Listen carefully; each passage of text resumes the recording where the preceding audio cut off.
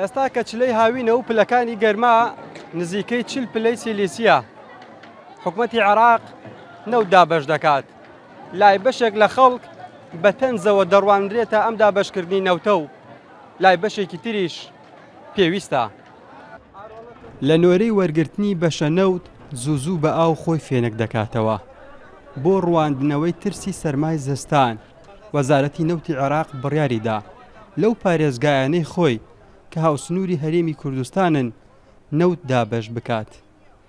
حکوومەت چای پێی بخشێنێ و سەیری ئەم خەڵکە بکە کە ئاسانی بۆ خەڵک بکە باشترە بگە یان ماڵەکان تۆزیگیان بگات گەڕەکان بەتەکە بە ماڵەکان بگەڕێ بە ماڵ بە مامزان کێنەوەی پێویستە ئەو باشترە.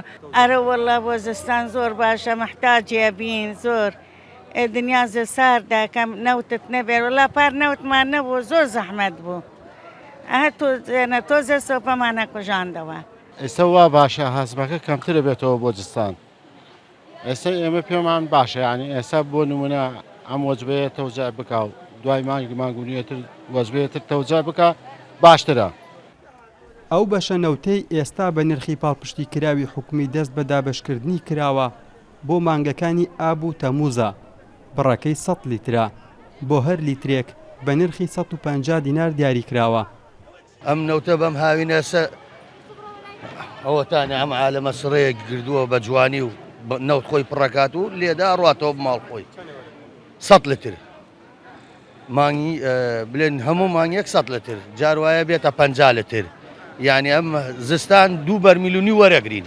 پێم باشە لەخوا بەزیان بەس نییە زستانەکە نایم لە سەرماکەی دەرناچم بۆی ماڵە نایە بەس نییە لە زستانەکە بۆ خۆم دانیشم بۆ خۆمی سوێنم لە ماڵەوە دایە نەبوو زۆر شتێکی باشە.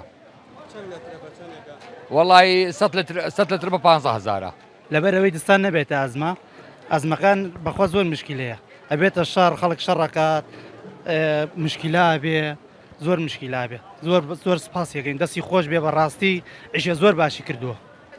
پرۆسەی دابەشکردنی نەوتی ماڵان لای بەشێک لە هاوڵاتیان بە دڵخۆشیەوە پێشوازی لێ دەکرێت داوای ئەوەش دەکرێت پلانێک دابنرێت لەم نۆرەگرتنە ڕزگاریان ببێت و ئیتر بە تانکەر لە کۆڵانەکان بە شەنەوتیان بەسەر دابەش بکرێت.